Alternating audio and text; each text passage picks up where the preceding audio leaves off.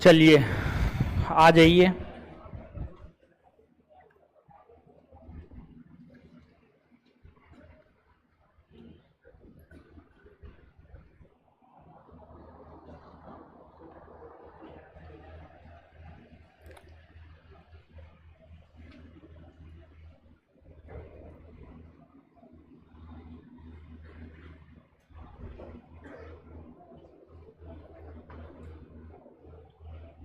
बैठ गए सब लोग। देखिए, न्यायपालिका पढ़ा रहे हैं। न्यायपालिका के अंतर्गत जो है उच्च न्यायालय पढ़ा रहे थे। लगभग उच्च न्यायालय से संबंधित हर बात बता दिए हैं। अनुच्छेद 214 से लेकर 231 तक बता दिए हैं। उसमें 2, 4, 5 अनुच्छेद होगा, 2, 4 अनुच्छेद होगा जो नहीं बताए होंगे। अनुच्छेद 218, अनुच्छेद 220, अनुच्छेद 225 और अनुच्छेद 228। यही 4 गो अनुच्छेद है जो हम आपको नहीं बताए हैं। ऐसे ये 4 अनुच्छेद का कोई महत्व भी नहीं है, लेकिन फिर भी ये 4 अनुच्छेद भी हम आपको बता देते हैं। बहुत ज़्यादा महत्व इन अनुच्छेदों का नहीं है, इसी वजह से हम नहीं बताए हैं। और लास्ट में बता रहे हैं, याद रखने का मन होगा रखिएगा, और नहीं याद रखने का मन होगा नहीं रखिएगा। इससे बहुत ज़्यादा प्रभाव आपके कंपटीशन के हेल्थ पे नहीं पड़ने जा रहा है। और अब तो एसएससी अपने पैटर्न में बहुत बड़ा बदलाव किया है। और पहले जो है सीजीएल में सिर्फ प्रीलिम्स में जीएस पूछा जाता था, और अब तो मेंस में भी जोड़ दिया है। यहाँ तक कि इंग्लिश में जो पैराग्राफ से क्वेश्चन आएगा, करेंट का एडिटोरियल देगा। समझिए, इंग्लिश में भी जीएस घुसा रहा है अब।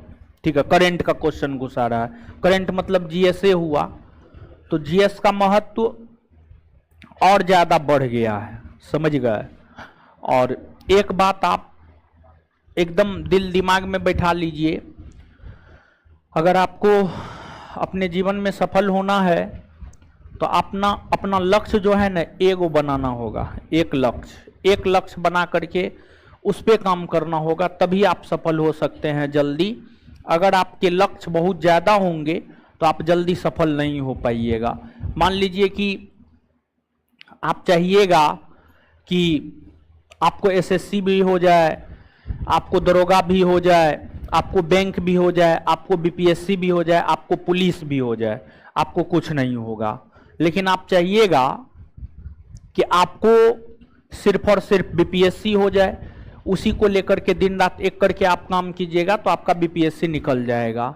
आप चाहिएगा कि हमारा एसएससी निकल जाए, तो एसएससी को लेकर के ही सिर्फ आप काम कीजिएगा तो आप निश्चित तौर पे निकल जाइएगा। तो बार बार हम आपको कहते हैं, जीवन में लक्ष्य एक होना चाहिए।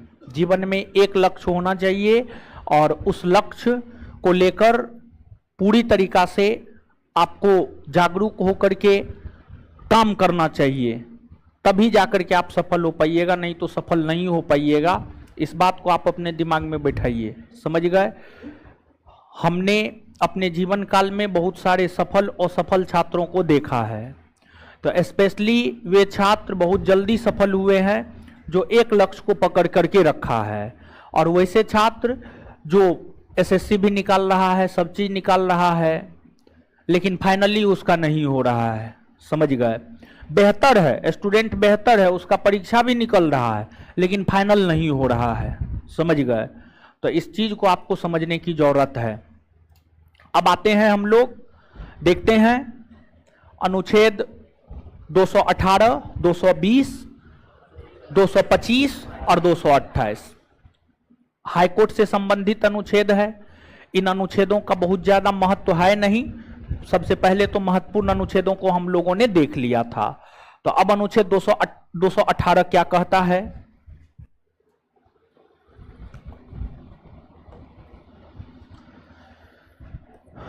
अनुच्छेद 218, अनुच्छेद 220, अनुच्छेद 225 और अनुच्छेद 228। देखिए अनुच्छेद 218 में क्या है। अनुच्छेद 218 यह कहता है कि उच्चतम न्यायालय के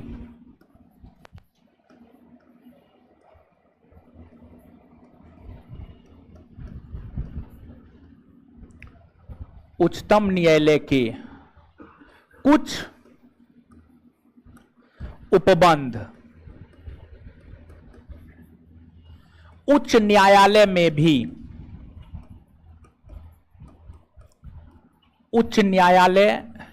भी लागू होंगे। उच्चतम न्यायालय के कुछ उपबंध उच्च न्यायालय में भी लागू होंगे। जैसे उच्चतम न्यायालय मतलब सुप्रीम कोर्ट। सुप्रीम कोर्ट के न्यायाधीशों की नियुक्ति भारत के राष्ट्रपति करते हैं। यह प्रावधान उच्च न्यायालय में भी लागू होता है। उच्च न्यायालय के न्यायाधीशों की नियुक्ति भी भारत के राष्ट्रपति ही करते हैं। इसके बाद उच्चतम न्यायालय के न्यायाधीशों को संसद महाभियोग प्रक्रिया द्वारा हटाता है। उच्च न्यायालय के न्यायाधीशों को भी संसद महाभियोग प्रक्रिया द्वारा ही हटाता है। उच्चतम न्यायालय और उच्च न्यायालय दोनों मौलिक अधिकार के हनन की स्थिति में रीट जारी कर सकता है। तो कुछ वैसे प्रावधान है जो उच्चतम न्यायालय में लागू होता है और उच्चतम न्यायालय के साथ साथ वे प्रावधान जो है उच्च न्यायालय में भी लागू होता है। तो उन तमाम प्रावधानों की जानकारी हमें अनुच्छेद 218 देता है। तो उच्चतम न्यायालय के कुछ उपबंध उच्च न्यायालय में भी लागू होंगे, इस विषय में जानकारी हमें अनुच्छेद 218 देता है, बहुत ज्यादा महत्वपूर्ण नहीं है। आगे अनुच्छेद 220। अनुच्छेद 220 क्या कहता है?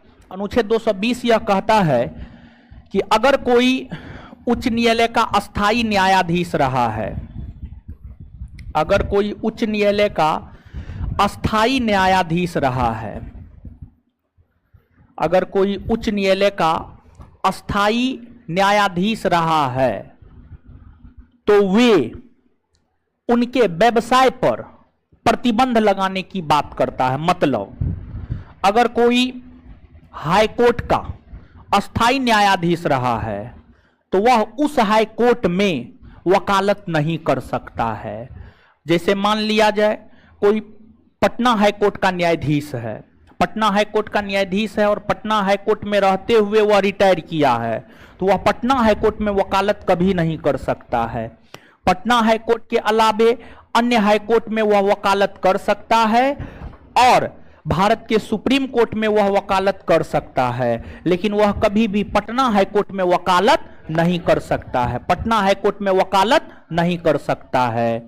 तो हाई कोर्ट के अस्थाई न्यायाधीश, हाई कोर्ट के अस्थाई न्यायाधीश आपको जिस हाई कोर्ट से रिटायर होता है उस हाई कोर्ट में वह वकालत नहीं कर सकता है। उसके अलावे अन्य हाई कोर्ट और सुप्रीम कोर्ट में, अन्य हाई कोर्ट और सुप्रीम कोर्ट में वह वकालत कर सकता है, लेकिन जहां पर अस्थाई न्यायाधीश के तौर पर उसने काम किया है वहां पर वह वकालत नहीं कर सकता है।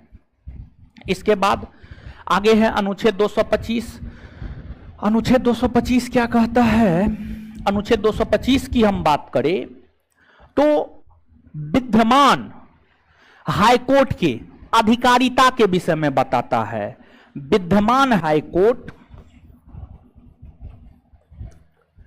विद्यमान उच्च न्यायालय के अधिकारिता, विद्यमान उच्च न्यायालय के अधिकारिता के विषय में बताता है, अधिकारिता के विषय में बताता है। मतलब जो 25 हाई कोर्ट है उन हाई कोर्टों का अधिकार क्षेत्र कहां कहां है, उनको कौन कौन से अधिकार है, समझिए कौन कौन से अधिकार है, इस विषय में जानकारी जो है हमें अनुच्छेद 225 देता है। आगे है अनुच्छेद 228। कुछ मामलों का उच्च न्यायालय को अंतरण, कुछ मामलों का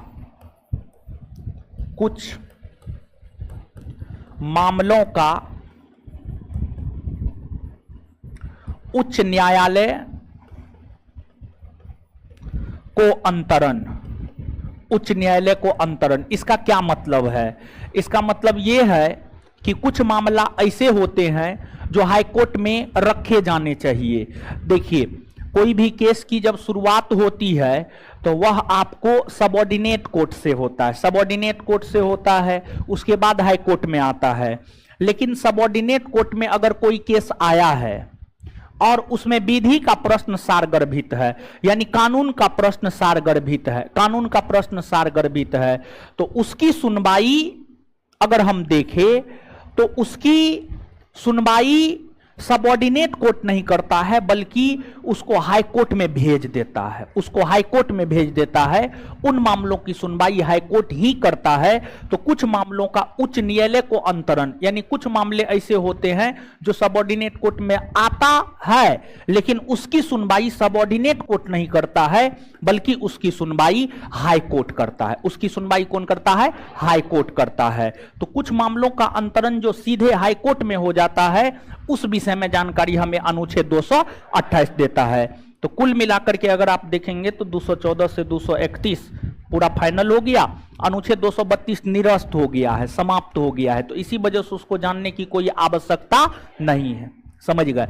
बहुत ज्यादा हम आपको पहले भी बोले हैं, बीच में भी बोल रहे हैं और अभी भी बोल रहे हैं, बहुत ज्यादा महत्वपूर्ण ये सब नहीं है। अगर बहुत ज्यादा महत्वपूर्ण रहता तो जब हम पढ़ा रहे थे तो उस टाइम भी हम आपको लिखा सकते थे, लेकिन बहुत ज्यादा महत्वपूर्ण नहीं है, इसी वजह से हमको लगा कि ना यहाँ पे लिखाना जरूरी नहीं है, अंतिम में हम लिखा देंगे। तो अब नीचे से आप नोट डाउन कर लीजिएगा, बस नोट डाउन कर लीजिए, ठीक है, ताकि आपको लगे कि हाँ है, ठीक है। लिखिएगा,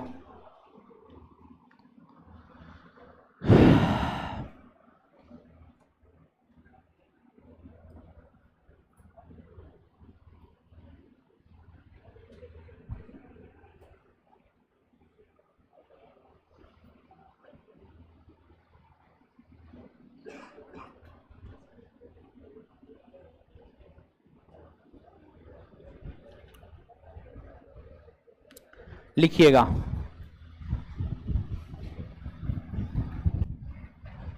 अनुच्छेद 218 डैश दीजिए, हेडिंग मारे 218। उच्चतम न्यायालय के कुछ उपबंधों का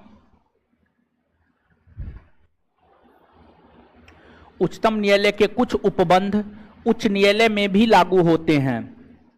उच्चतम न्यायालय के कुछ उपबंध उच्चतम न्यायालय के कुछ उपबंध उच्चतम न्यायालय के कुछ उपबंध उच्च न्यायालय में भी लागू होते हैं। उच्चतम न्यायालय के कुछ उपबंध उच्च न्यायालय में भी लागू होते हैं। उच्चतम न्यायालय के कुछ उपबंध उच्च न्यायालय में भी लागू होते हैं। आगे, अनुच्छेद 220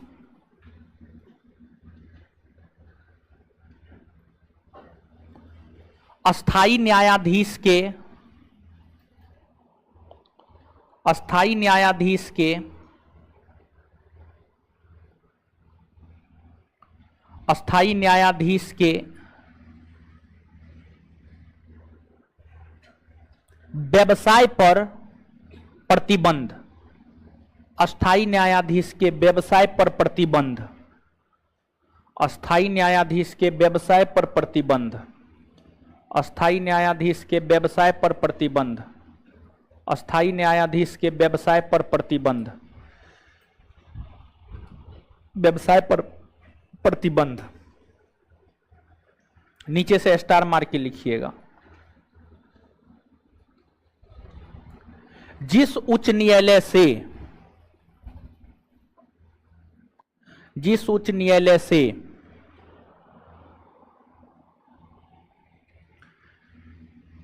न्यायाधीश रिटायर हुए हैं, जिस उच्च न्यायालय से न्यायाधीश रिटायर हुए हैं, जिस उच्च न्यायालय से न्यायाधीश रिटायर हुए हैं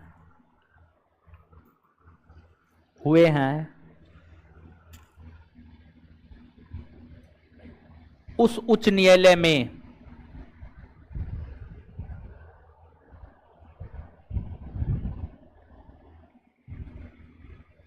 वकालत नहीं कर सकते हैं।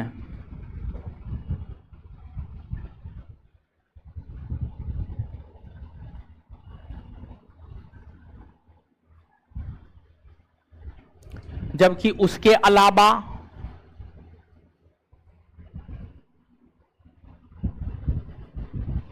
अन्य उच्च न्यायालय जबकि उसके अलावा अन्य उच्च न्यायालय तथा उच्चतम न्यायालय में जबकि उसके अलावा अन्य उच्च न्यायालय और उच्चतम न्यायालय में वकालत कर सकते हैं। वकालत कर सकते हैं। वकालत कर सकते हैं। आगे अनुच्छेद 225 अनुच्छेद 225 डैश देकर विद्यमान उच्च न्यायालय के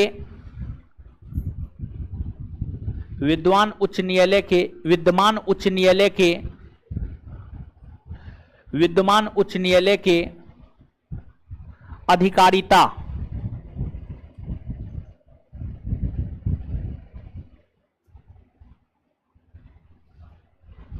विद्यमान उच्च न्यायालय के अधिकारिता विद्यमान उच्च न्यायालय के अधिकारिता की जानकारी प्रदान करता है।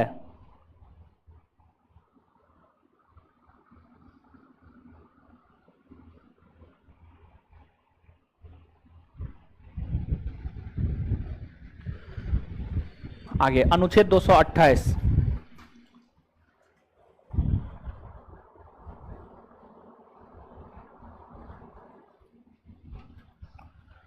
कुछ मामलों का उच्च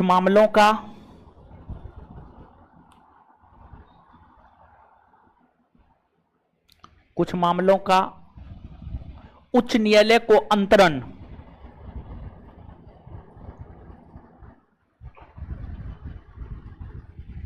कुछ मामलों का उच्च न्यायालय को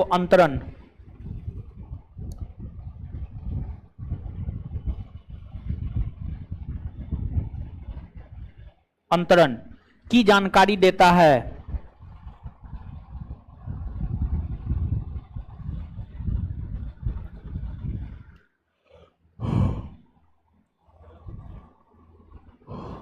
उच्च न्यायालय खत्म हो गया। ठीक है, अब देखिए, अब सुनिए। देखिए न्यायिक व्यवस्था में और भी बहुत कुछ है। लोकहितवाद, जनहित याचिका, पब्लिक इंटरेस्ट लिटिगेशन, न्यायिक सक्रियता, ये सब चीज बताएं? नहीं ना बताएं? तो इन सभी चीजों को आगे हम लोगों को देखना है। ठीक है, लेकिन उसके पहले देखिए भारत में बहुत प्रकार के न्यायालय हैं। अभी देखिए अधीनस्थ न्यायालय है, परिवार न्यायालय है, ग्राम न्यायालय है, मोबाइल कोर्ट है, सेना न्यायालय है, फास्ट ट्रैक कोर्ट है, सब न्यायालय सब। कितना न्यायालय आप पढ़िएगा, फिर भी जो आए दिनों कभी काल जो है कुछ कुछ चीज उठा करके पूछ देता है। ठीक है, ऐसे तो हम कहे खत्म, न्यायपालिका खत्म। ठीक है, लेकिन अभी भी हम आपको लगभग 2-3 क्लास लेंगे। अधीनस्थ न्यायालय बताएंगे, मोबाइल कोर्ट बताएंगे, लोक अदालत बताएंगे, सेना न्यायालय बताएंगे, परिवार न्यायालय बताएंगे, ग्राम न्यायालय बताएंगे, फास्ट ट्रैक कोर्ट बताएंगे, जनहित याचिका बताएंगे, पब्लिक इंटरेस्ट लिटिगेशन वही जनहित याचिका, समझ गए। इसके बाद न्यायिक सक्रियता बताएंगे, समझ गए। तो ये सब चीज बताएंगे, तो बताने में टाइम लगता है ना। अब मान लिया जाए कि हम यहीं पे के न्यायालय खत्म हो गया, यहाँ पर भी खत्म करके हम जा सकते हैं, सिलेबस में बस यहीं तक है। लेकिन अब परीक्षा जो है थोड़ा सा आगे बढ़ा है तो आपको भी थोड़ा सा आगे बढ़ करके जो है पढ़ना होगा, समझ गए। तो अरे फाउंडेशन बेचना है जी, ठीक है। आप लोग जो है ग्रेजुएट हो गए हैं या ग्रेजुएशन कर रहे हैं? ग्रेजुएशन कर रहे हैं, कर रहे हैं। कौन कौन हो गए हैं? गिराइए गिराइए। लड़की लोग में कौन कौन हो गई है ग्रेजुएट? मुंह तो देखने से नहीं लगता है, झूठ नहीं बोल रही है जी। चलिए ग्रेजुएट, चलिए ठीक है, कोई बात नहीं, कोई बात नहीं है, ठीक है, कोई बात नहीं है। आराम से पढ़िए, आराम से समझिए। देखिए अब ऐसे तो कायदे से हमें अधीनस्थ न्यायालय बताना चाहिए, लेकिन अधीनस्थ न्यायालय हम आपको यहाँ नहीं बता रहे हैं। हम आपको न्यायालय के संदर्भ में सेना न्यायालय बता रहे हैं, कोर्ट मार्शल बता रहे हैं। तो अब आप नीचे हेडिंग मारिएगा, सेना न्यायालय कोर्ट मार्शल।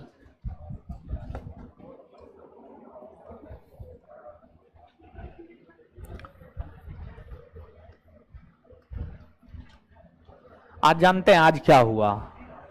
आज एगो बात बताते हैं। आज एगो लड़की को जो है भगाए हैं, ठीक है, वो अभी फिर आई हुई थी। तो देखिए एक तो क्या मामला था, देखिए वो लड़की जो है 26 सितंबर 2021 को एडमिशन ली हुई थी, ठीक है। 26 सितंबर 2021 अपना आई कार्ड लेके आई और उसके साथ में वो लड़का भी था। अभी वो आई थी तो हम पूछे कि वो लड़का कौन है, तो लड़की जवाब नहीं दे पाई, ठीक है। अगर मान लिया जाए कि उसका भाई होता, बोलती वो तुरंत, भाई था तुरंत बोलती, लेकिन जवाब देने में अकबका गई। तो इसका मतलब है कहीं न कहीं मामला गड़बड़ है, समझ गए। तो और वो थी कहाँ की? सहरसा की, सहरसा की ही लड़की थी, ठीक है, हाँ सहरसा की लड़की थी। तो अपने साथ जो है दोपहर 12 साढ़े 12 बजे का बात है, हम बैच लेके निकल रहे थे, रूम जा रहे थे, तो उस टाइम का बात है।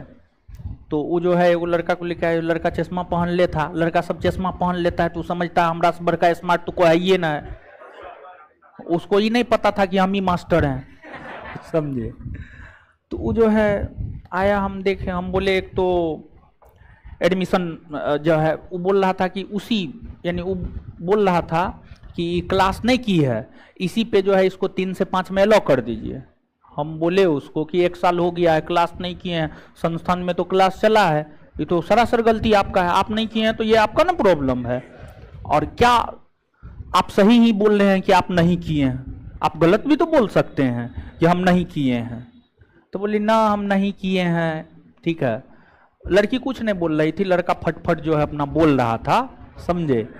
तो उसके बाद जो है फिर हम देखे कि लड़की है, लड़की जात है, तो लड़की जात देख करके जो है हम बोले जाइए कुछ पैसा, बहुत कम बोले थे, ठीक है, बहुत कम बोले कि जा करके जमा कर दीजिए और हम बैच ट्रांसफर कर देते, स्पेशली लड़की के कारण जो है हम कर रहे थे। हाँ, तो वो लड़का जो है ना थोड़ा ओवर स्मार्ट बनने लगा, ठीक है, नहीं इतना नहीं इतने।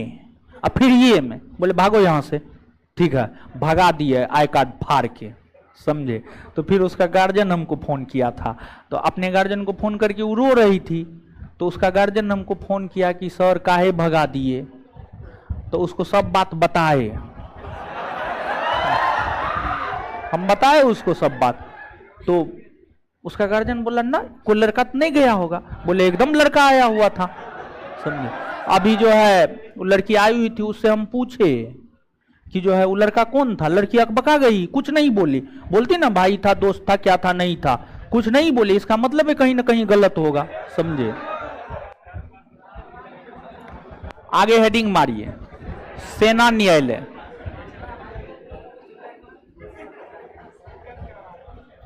लड़की को लगा कि लड़की जाते हैं हमको थोड़े कुछ कहेगा, लड़की है तो क्या, लड़का को भगा देंगे, लड़का गलत करेगा तो लड़का को भगाएंगे, और लड़की गलत करेगी तो उसका आरती उतारेंगे, मुंह नहीं तोड़ देंगे हम।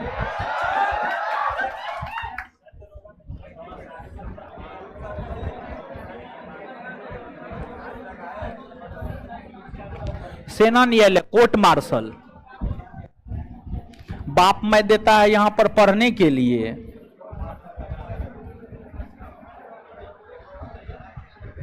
Court martial, court martial.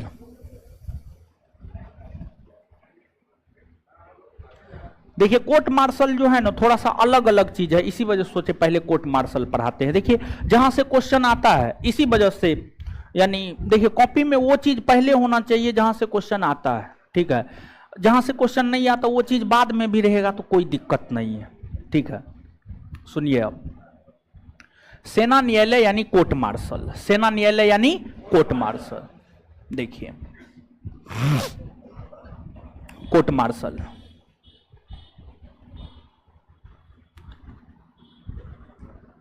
एक तो सेना को बाह्य हस्तक्षेप से बचाने के लिए और सेना के भीतर अनुशासन बनाए रखने के लिए, सेना को बाह्य हस्तक्षेप से बचाने के लिए और सेना के भीतर अनुशासन बनाए रखने के लिए सेना न्यायालय का गठन किया गया है। सेना न्यायालय में सैनिकों के दो प्रकार के मामलों की सुनवाई नहीं होती है। अगर किसी सैनिक ने किसी गैर सैनिक की हत्या की है तो उसकी सुनवाई सेना न्यायालय में नहीं होगा। अगर सैनिक ने किसी सैनिक की हत्या की है तो उसकी सुनवाई सेना न्यायालय में होगा, लेकिन अगर किसी सैनिक ने गैर सैनिक की हत्या की है, आम नागरिक की हत्या की है, तो उसकी सुनवाई सेना न्यायालय में नहीं होगा। दूसरा, अगर किसी सैनिक ने बलात्कार किया है तो उसकी भी सुनवाई सेना न्यायालय में नहीं होगा। तो मूल तौर पर यहां गौर कीजिएगा, सेना न्यायालय में सैनिकों से संबंधित, सेना न्यायालय में सैनिकों से संबंधित दो मामलों की सुनवाई, सैनिकों से संबंधित दो मामलों की सुनवाई, दो मामलों की सुनवाई सेना न्यायालय में नहीं होता है। दो मामलों की सुनवाई सेना न्यायालय में नहीं होता है। पहला, अगर किसी सैनिक ने गैर सैनिक की हत्या की है। दूसरा, अगर किसी सैनिक ने बलात्कार की घटना की है। ये दो मामला को छोड़कर अन्य सभी मामलों की सुनवाई, अन्य सभी मामलों की सुनवाई, सेना से संबंधित अन्य सभी मामलों की सुनवाई सेना न्यायालय में होता है। इसके बाद सेना न्यायालय के निर्णय के खिलाफ अपील सुप्रीम कोर्ट और हाई कोर्ट में नहीं की जा सकती है। सेना न्यायालय के निर्णय के खिलाफ अपील सुप्रीम कोर्ट या हाई कोर्ट में नहीं की जा सकती है। सेना न्यायालय का निर्णय सैनिकों को लेकर अंतिम होता है। लेकिन यहां पर भी थोड़ा सा अपवाद है। थोड़ा सा अपवाद क्या है? तो थोड़ा सा अपवाद यह है कि अगर सैनिकों के मौलिक अधिकार का हनन होता है तब हाई कोर्ट और सुप्रीम कोर्ट में अपील किया जा सकता है। लेकिन मौलिक अधिकार के अलावा अन्य मामलों को लेकर सेना न्यायालय के निर्णय के खिलाफ अपील ना तो सुप्रीम कोर्ट में की जा सकती है ना हाई कोर्ट में की जा सकती है। तो एक बार फिर से हम बोल रहे हैं, सेना न्यायालय के निर्णय के खिलाफ अपील हाई कोर्ट या सुप्रीम कोर्ट में नहीं की जा सकती है। सेना न्यायालय के निर्णय के खिलाफ अपील हाई कोर्ट या सुप्रीम कोर्ट में नहीं की जा सकती है। लेकिन अगर सैनिकों के मौलिक अधिकार से संबंधित मामला है तो उसके खिलाफ अपील सुप्रीम कोर्ट और हाई कोर्ट में की जा सकती है, की जा सकती है। समझ गए? तो ये चीज है, इसको आप याद रखिएगा। अब सेना न्यायालय में जो न्यायाधीश होते हैं उनकी नियुक्ति कौन करते हैं? तो एक तो सेना न्यायालय में जो न्यायाधीश होता है, सेना के जो ऊंचे ओहदे के अधिकारी होते हैं, बड़े ओहदे के अधिकारी होते हैं, वही सेना न्यायालय का न्यायाधीश होता है। सेना न्यायालय के न्यायाधीश की नियुक्ति भारत के राष्ट्रपति नहीं करते हैं या कोई भी व्यक्ति नहीं करता है, बल्कि सेना के अंतर्गत जो उच्च स्तरीय अधिकारी होते हैं वही न्यायाधीश के तौर पर काम करता है, वही न्यायाधीश के तौर पर काम करता है। तो याद रखिएगा, ठीक है? तो नीचे से लिखिएगा, सेना न्यायालय कोर्ट मार्शल।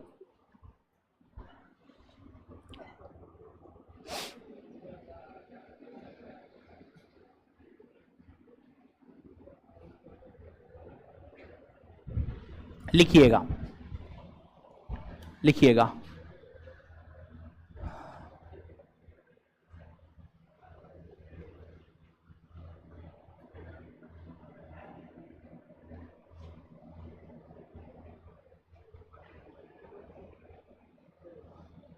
देखिए एगो बात बताते हैं, आप सुनिए समझिए। देखिए आपका गार्जियन जो है ना, एक चीज को आप ध्यान से याद रखिए। जो भी लोग पटना आए हैं, ठीक है, पटना जो भी लोग आए हैं, यहां पर हम आपको भरोसा देते हैं, यहां पर 70% लोग ऐसे होंगे जिनके पिताजी किसान होंगे, 30% ही लोग ऐसे होंगे जिनके पिताजी जॉब करते होंगे। किसान कितना मेहनत से कमाता है, जब कमाइएगा ना, एक बार जाकर के खेत में काम कीजिएगा ना, एक रोज औकात पता चल जाएगा आपको अपना, कितना मेहनत करके 2-2 रुपया जोड़ करके आपको पैसा भेजता है, और उस पैसा का आप दुरुपयोग करते हैं फालतू फालतू चीजों में। तो एकदम देखिए, अभी आपके पढ़ने का उम्र है, अभी आप पढ़िए, सिर्फ और सिर्फ पढ़िए।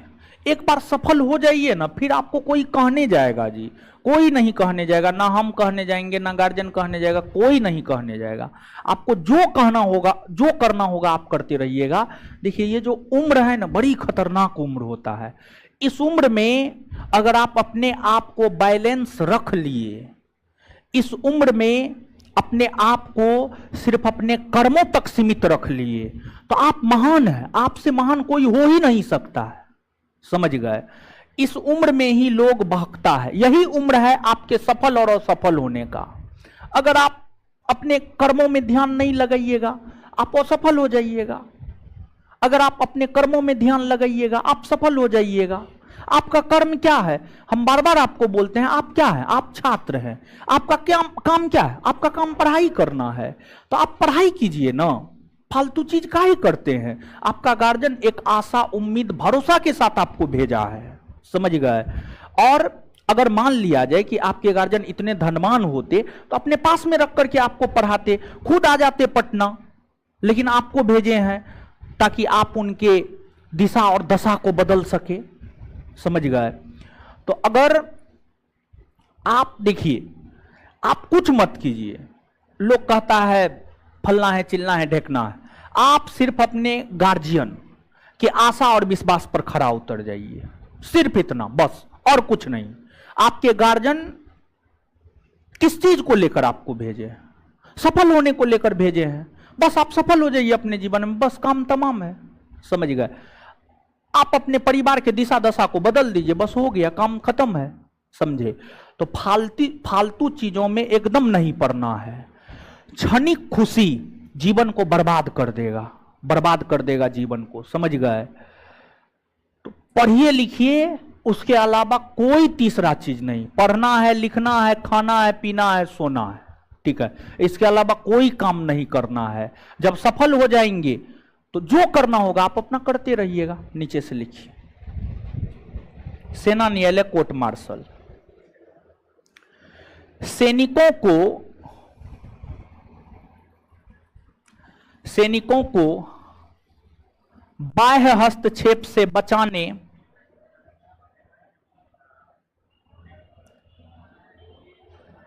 सैनिकों को बाह्य हस्तक्षेप से बचाने तथा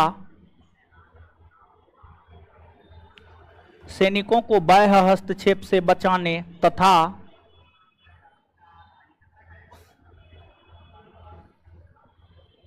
सैनिकों को बाह्य हस्तक्षेप से बचाने तथा सैनिकों के बीच अनुशासन बनाए रखने को लेकर तथा सैनिकों के बीच अनुशासन बनाए रखने को लेकर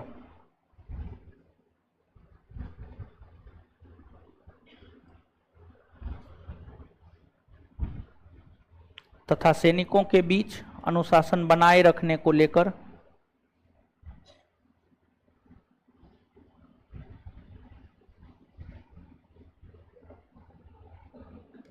तथा सैनिकों के बीच अनुशासन बनाए रखने को लेकर सेना न्यायालय का गठन किया गया है। सेना न्यायालय का गठन किया गया है।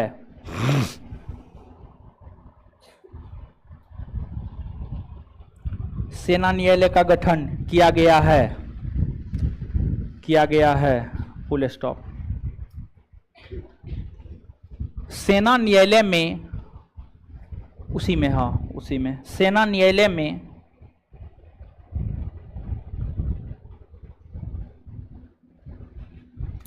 सेना के ही, सेना न्यायालय में सेना के ही बड़े अधिकारी, सेना न्यायालय में सेना के ही बड़े अधिकारी, सेना न्यायालय में सेना के ही बड़े अधिकारी, बड़े अधिकारी न्यायाधीश होते हैं।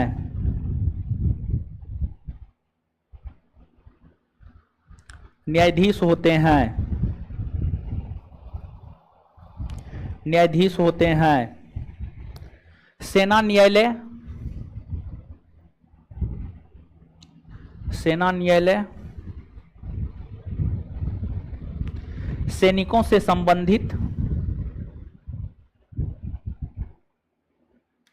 सेना न्यायालय सैनिकों से संबंधित, सैनिकों से संबंधित दो प्रकार के मामलों की सुनवाई, सेना न्यायालय सैनिकों से संबंधित दो प्रकार के मामलों की सुनवाई नहीं करता है। सेना न्यायालय सैनिकों से संबंधित दो प्रकार के मामलों की सुनवाई नहीं करता है।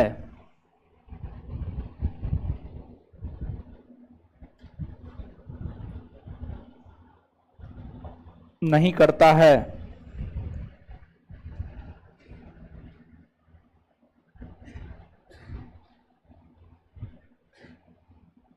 एक नंबर में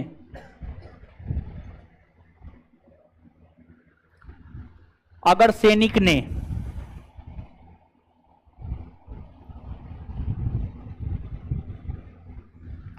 किसी गैर सैनिक की हत्या की है,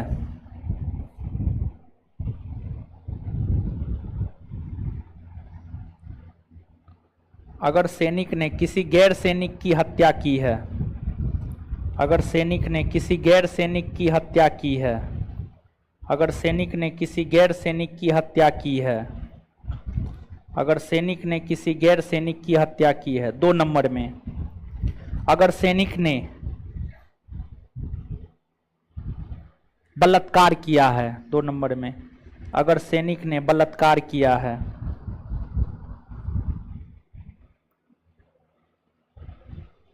अगर सैनिक ने बलात्कार किया है, बलात्कार किया है। आगे सेना न्यायालय, अगला पॉइंट स्टार मार के, सेना न्यायालय, सेना न्यायालय के निर्णय के खिलाफ, सेना न्यायालय के निर्णय के खिलाफ अपील, सेना न्यायालय के निर्णय के खिलाफ अपील, अपील, अपील, सेना न्यायालय के निर्णय के खिलाफ अपील, अपील सुप्रीम कोर्ट या हाई कोर्ट में नहीं की जा सकती है।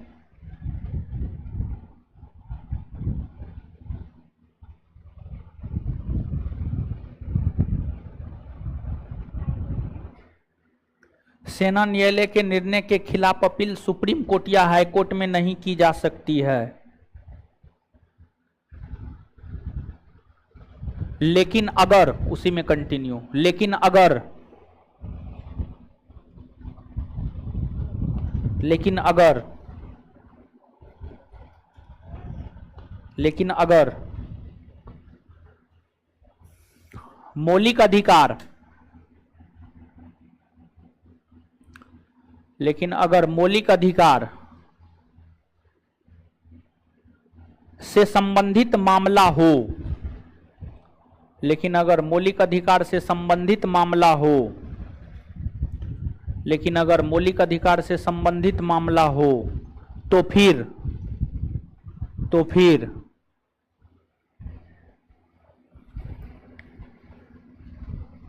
अनुच्छेद 32 के तहत सुप्रीम कोर्ट में,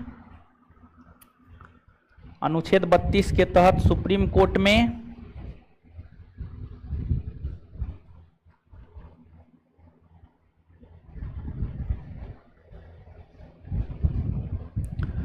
और अनुच्छेद 226 के तहत हाई कोर्ट में, और अनुच्छेद 226 के तहत हाई कोर्ट में अपील की जा सकती है।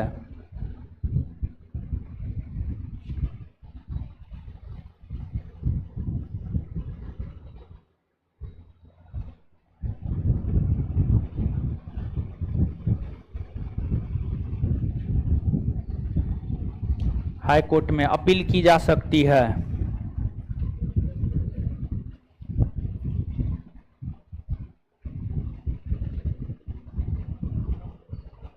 ठीक है, हो गया सेना न्यायालय। आगे हेडिंग मारिएगा मोबाइल अदालत या मोबाइल कोर्ट।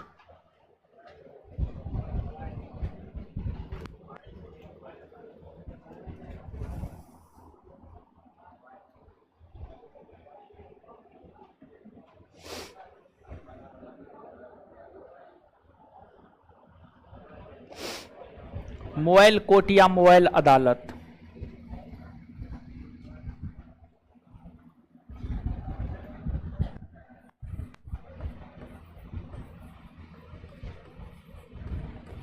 मोबाइल कोर्ट या मोबाइल अदालत, देखिए सुनिए इसमें क्या होता है, गौर से सुनिएगा। देखिए, एक तो मोबाइल कोर्ट या मोबाइल अदालत की अवधारणा का विकास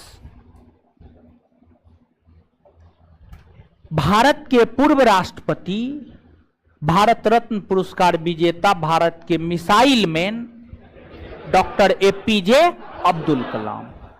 तो इस अदालत की अवधारणा का विकास एपीजे अब्दुल कलाम के द्वारा किया गया, एपीजे अब्दुल कलाम के द्वारा किया गया।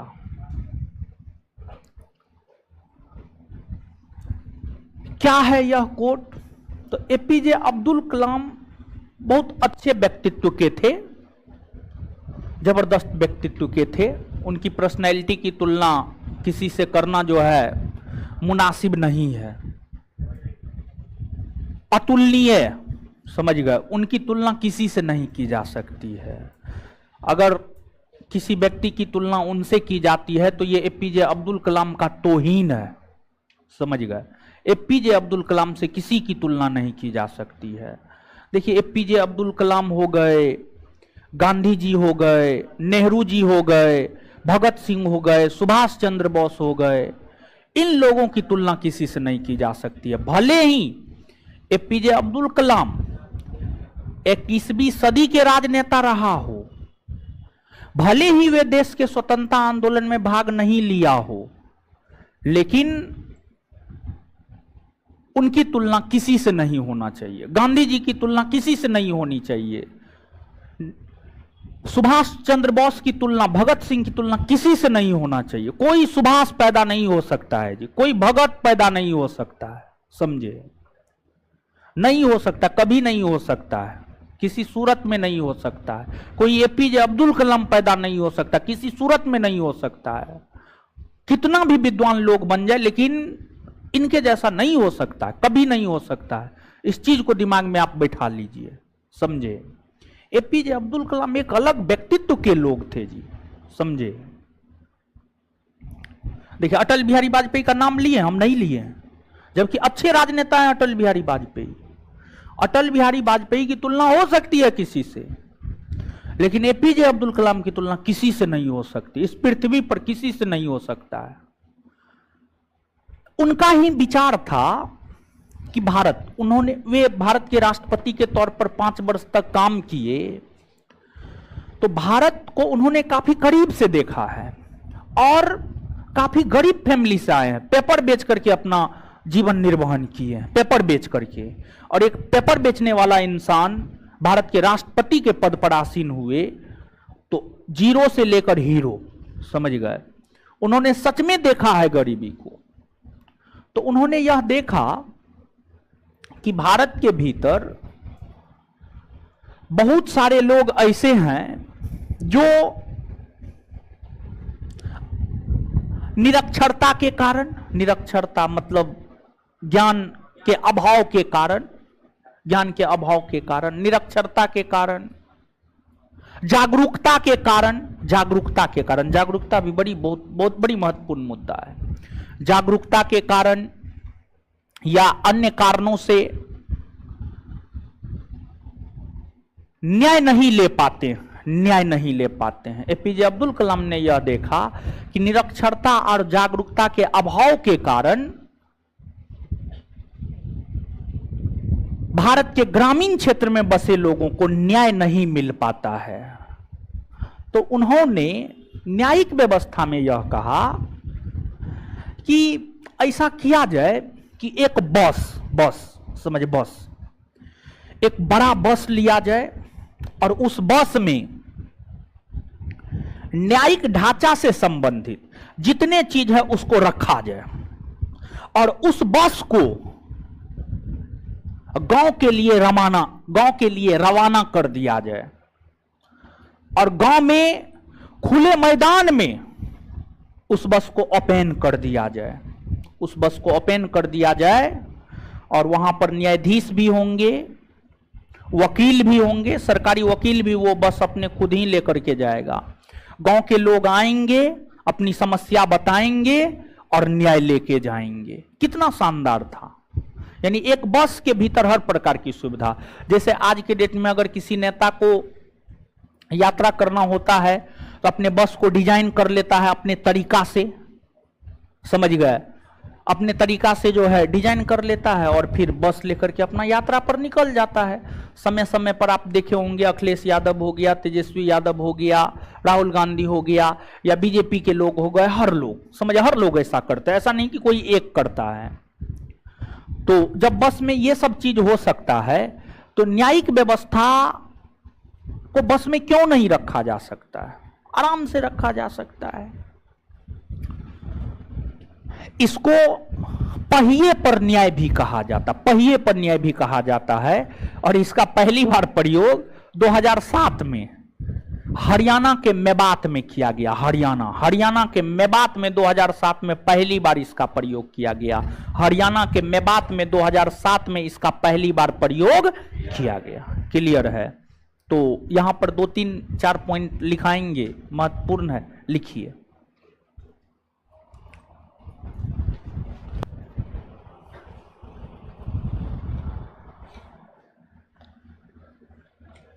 इस अवधारणा का जनक यानी मोबाइल कोर्ट, मोबाइल अदालत, डैश देकर लिखिएगा। इस अवधारणा का जनक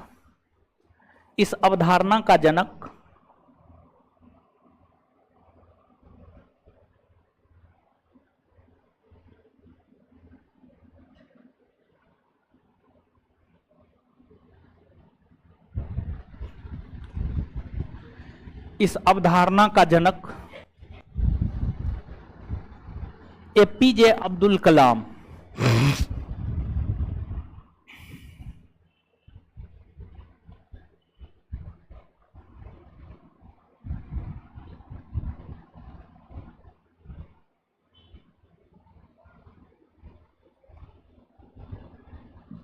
एपीजे अब्दुल कलाम को माना जाता है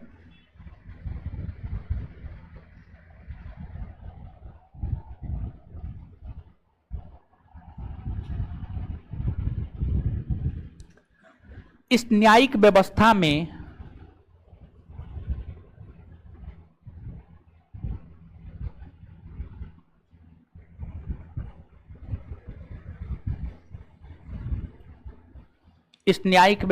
में एक बस के भीतर,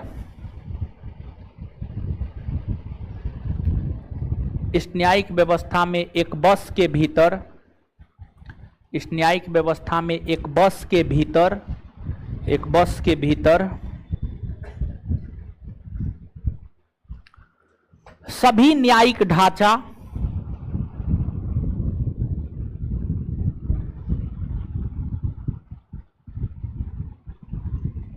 सभी न्यायिक ढांचा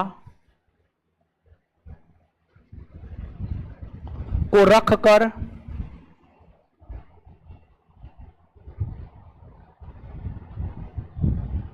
सभी न्यायिक ढांचा को रखकर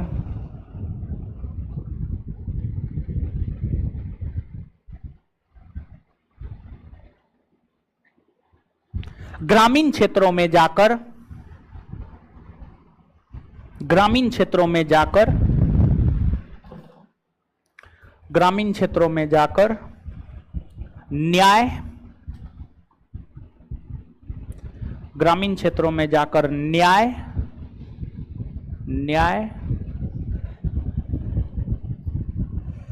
लोगों को दिया जाता है।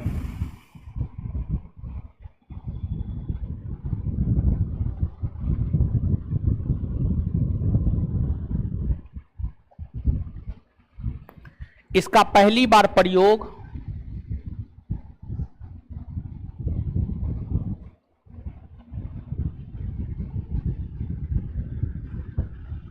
इसका पहली बार प्रयोग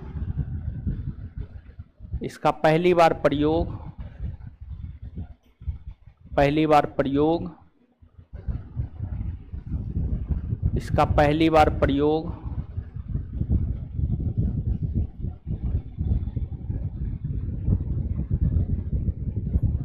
इसका पहली बार प्रयोग हरियाणा के मेवात जिला में हरियाणा के मेवात जिला में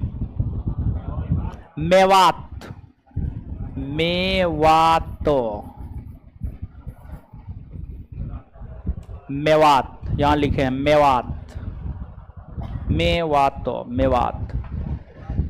मेवात जिला में किया गया।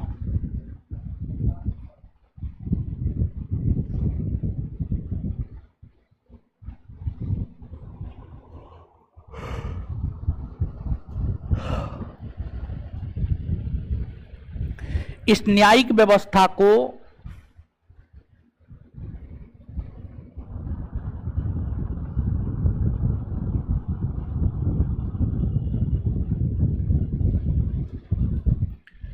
पहिए पर न्याय इस न्यायिक व्यवस्था को पहिए पर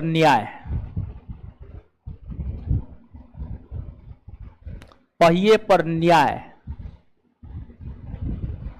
के तौर पर भी जाना जाता है।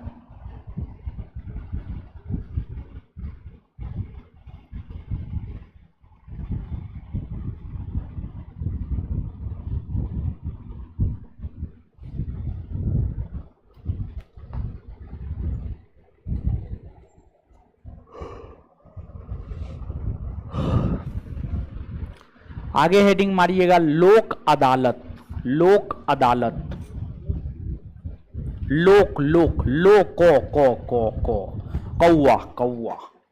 कौवा वाला को लोक अदालत।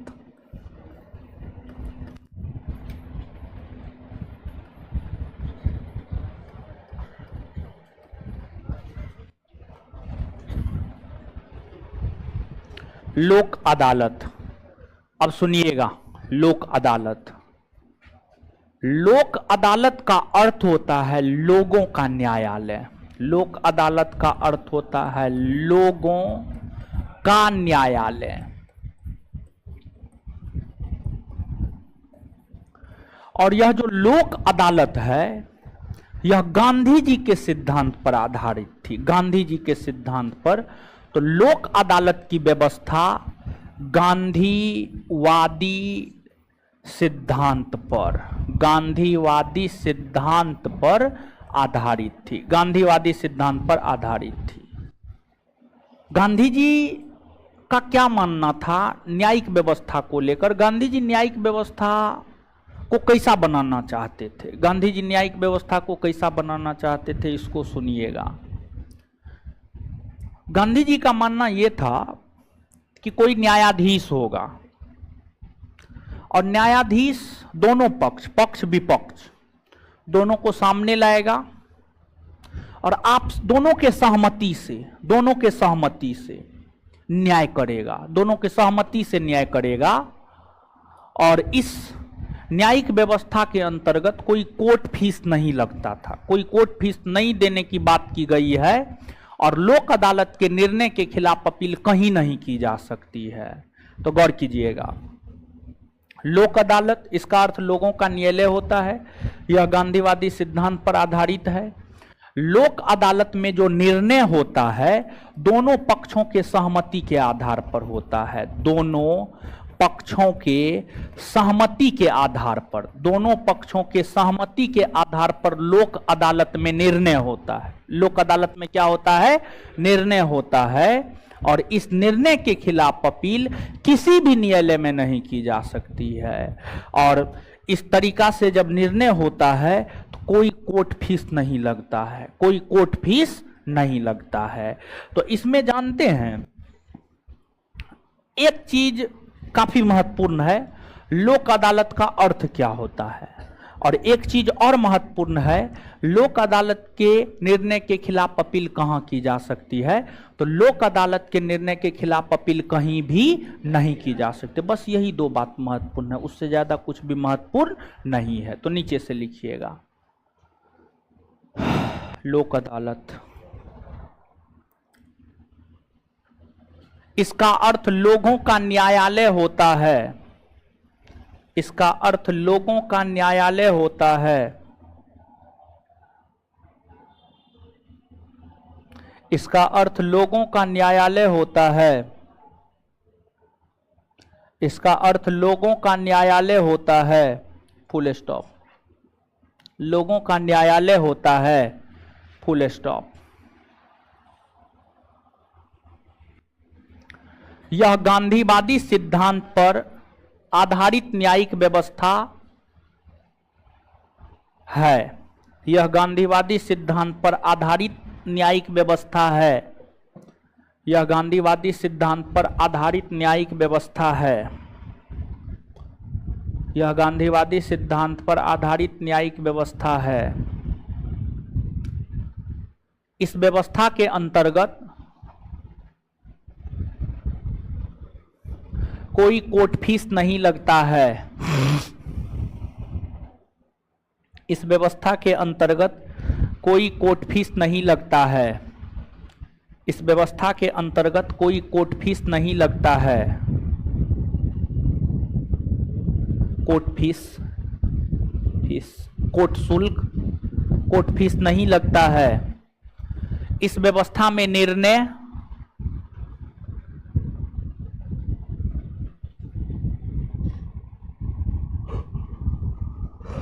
इस व्यवस्था में निर्णय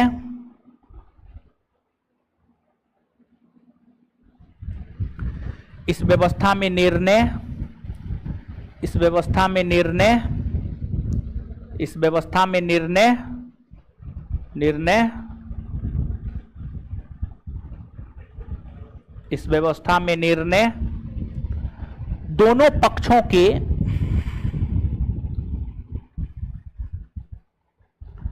है। क्या हुआ जी?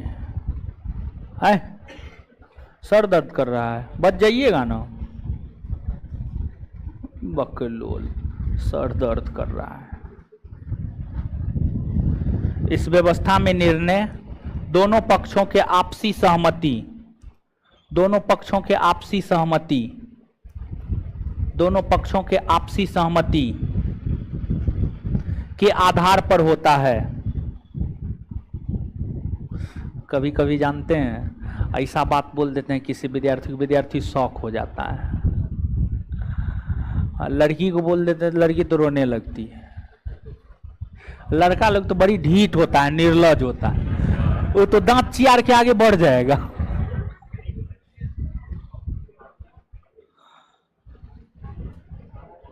कभी किसी को बोल देंगे बचिएगा कि नहीं बचिएगा, उसको लगता है क्या बोल दिए।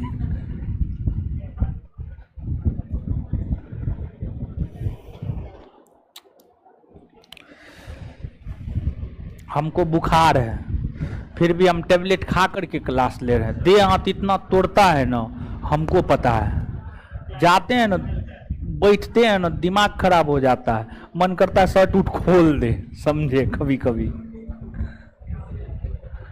चलिए, हुआ था क्या जानते हैं? आप ही लोग के बैच में उस रोज पीट के नहीं गए शुक्रवार को, तो उस रोज दिन में नहीं नहा पाए थे, तो गए तो यहाँ से जाते जाते 11 बज जाता है, तो रूम पे गए 12 बजे जाके नहा लिए, ठीक है। बुखार आ गया सुबह से। फिर भी शनिवार को भी क्लास लिए हैं, लेकिन रविवार को क्लास नहीं लिए। रविवार को सामान्यतः मेरा क्लास होता है, लेकिन रविवार को क्लास नहीं लिए। सोमवार को कल भी हम क्लास नहीं लिए, कल भी क्लास नहीं लिए। कल हर बैच में हम अपने बैच में टेस्ट करवाए और फिर आज क्लास लिए। आज थोड़ा ठीक है तो क्लास लिए, समझे। माथा तो मेरा भी दर्द कर रहा है, जब से आए तभी से दर्द कर रहा है, ठीक है। लिखिए, इस व्यवस्था में निर्णय दोनों पक्षों के आपसी समझौते के आधार पर होता है। लिख लिए हैं। इसलिए इसलिए इसलिए इसलिए इसलिए इस अदालत के निर्णय के खिलाफ अपील, इसलिए इस अदालत के निर्णय के खिलाफ अपील।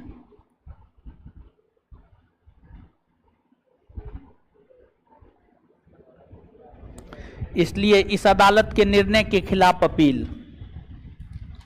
इसलिए इस अदालत के निर्णय के खिलाफ अपील। इसलिए इस अदालत के निर्णय के खिलाफ अपील किसी भी न्यायालय में नहीं की जा सकती है।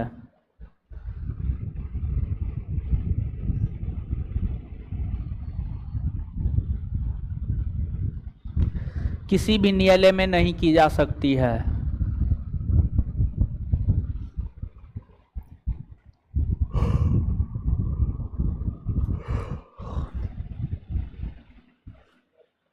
चलिए, आइए तो अब याद कीजिए। तो हाँ, होमवर्क भी था, पूछेंगे अब, ठीक है, पूछेंगे अभी। है उधर कोई स्टाफ है जी? स्टाफ है जी? है जी कोई? सब मर गया, नहीं ना है, सब मर गया। हमको तो लगा कोई आया। जरल बात इस वजह से कहते हैं कि जल्दी सुन के आ जाएगा, ठीक है। एकदम मरिए गया, सही में मर गया। नहीं, सुनिए नहीं रहा होगा, सुनता तो आ जाता।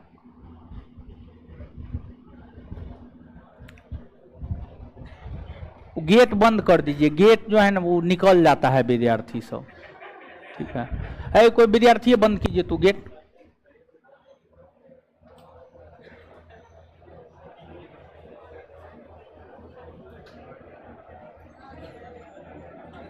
अरे वो गेट ने बकलोल, उधर गेट, वो वाला गेट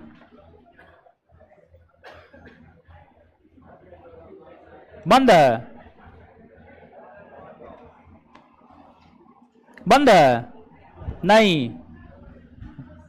आइए आइए, याद कीजिए। उच्चतम न्यायालय के कुछ उपबंध उच्च न्यायालय में भी लागू होंगे। कौन अनुच्छेद? 200। उच्चतम न्यायालय के कुछ उपबंध उच्च न्यायालय में भी लागू होंगे। कौन अनुच्छेद कर? एक बात बताइए, पटना हाईकोर्ट का न्यायाधीश पटना हाईकोर्ट से रिटायर हुआ है, तो वो पटना हाईकोर्ट में वकालत कर सकते, अन्य हाईकोर्ट में, सुप्रीम कोर्ट में। तो अस्थाई न्यायाधीशों के विधि व्यवसाय पर प्रतिबंध कौन अनुच्छेद के? अस्थाई न्यायाधीशों के विधि व्यवसाय पर प्रतिबंध कौन अनुच्छेद?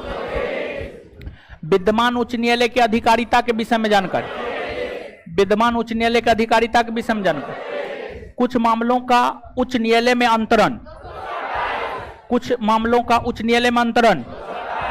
अच्छा, सेना न्यायालय के न्यायाधीश की नियुक्ति कौन करता है? भारत के राष्ट्रपति? नहीं ना, सेना न्यायालय का न्यायाधीश कौन होता है? सेना के उच्च स्तरीय अधिकारी। अच्छा, सेना न्यायालय में सैनिकों से संबंधित 2 मामलों की सुनवाई नहीं होती है। कौन कौन?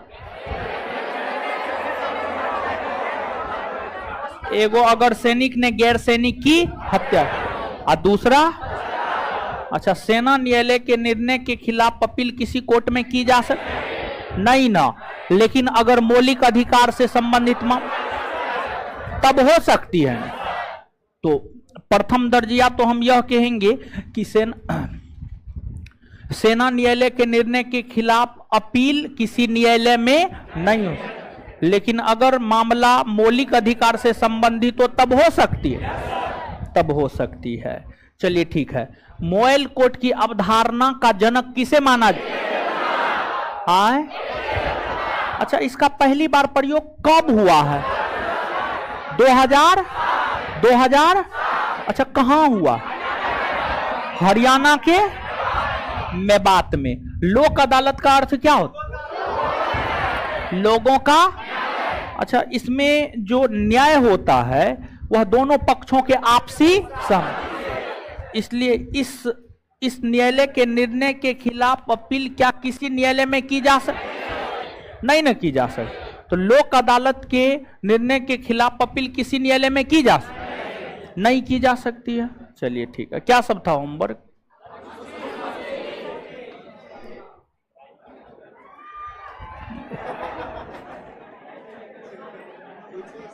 छोड़ का है देता है, छोड़ा का है, छोड़ का है दिया। देखिए देखिए, भाग रहा है पीछे में। देखिए देखिए देखिए देखिए देखिए देखिए, ये चढ़वा सबको, वो सबको कुछ होगा, वो भ्रम में जी रहा है कि कुछ होगा। अरे कम से कम रहेगा तो कम से कम सुनेगा ना, क्वेश्चन सुनेगा, उससे याद होगा। तो ये चढ़वा सब है। लाइन कट गया था तो जूम क्या हो जाएगा? जूम क्या हो गया? तो काहे ले रहा था? तो ऐसा पहले भी होता था, सब दिन से हो रहा। तो ये कैमरा छोड़ा का है अभी? पहले तो नहीं छोड़ता था, तो काहे बंद हुआ? चलिए दीजिए होमवर्क, दीजिए होमवर्क। क्या था? अनुसूची था और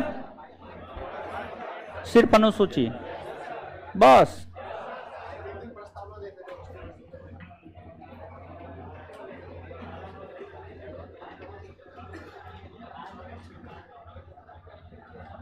अरे व्हाइट टी शर्ट खड़ा हुई। संविधान संशोधन के माध्यम से क्या को अनुसूची जोड़ा गया? कौन कौन? 9वीं कैमा संविधान से है? 10वीं है? 52वां ना? 11वीं 12वीं? बैठ जाइए।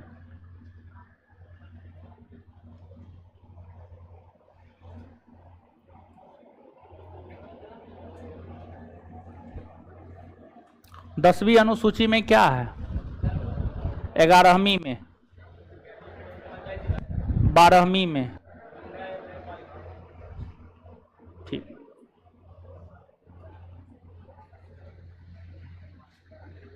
नवीं अनुसूची जोड़ा गया था तो प्रधानमंत्री कौन था? 10वीं राजीव गांधी। 11वीं और 12वीं?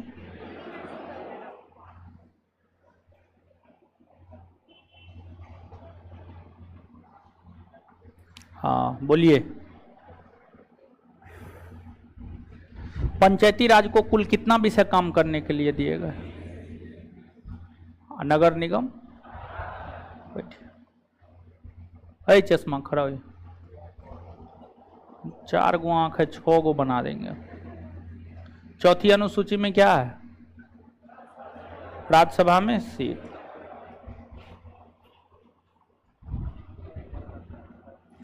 मूल संविधान में कितने भाषा को राजभाषा का दर्जा?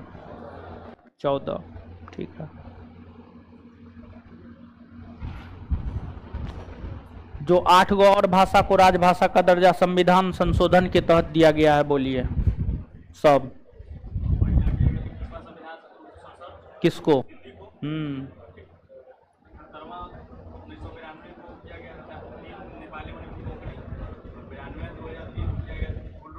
बैठ जाइए।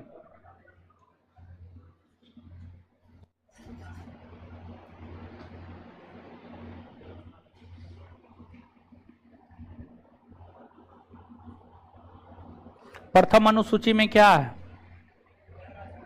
है? द्वितीय में क्या? वेतन। तृतीय में है किन 3 पदाधिकारियों के शपथ ग्रहण कीजिए। ठीक है, बैठ जाइए।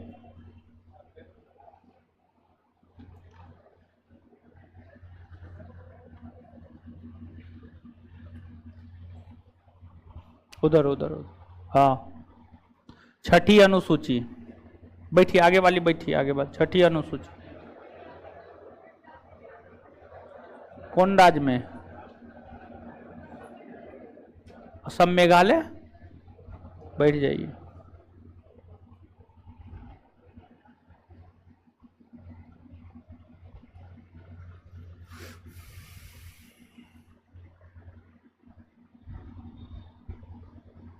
है टोपी, खड़ा हो उधर। आगे वाले बैठिए, पीछे वाले। 7वीं अनुसूची में क्या है? क्या? संघ सूची, राज्य सूची, समवर्ती सूची। चलिए ठीक है, बैठ जाइए।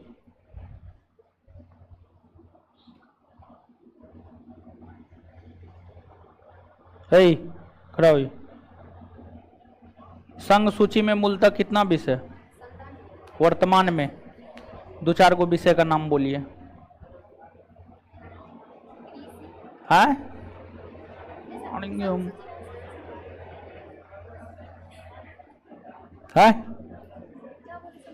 समवर्ती सूची के, सॉरी, संघ सूची के 2-4 विषय का नाम बोलिए।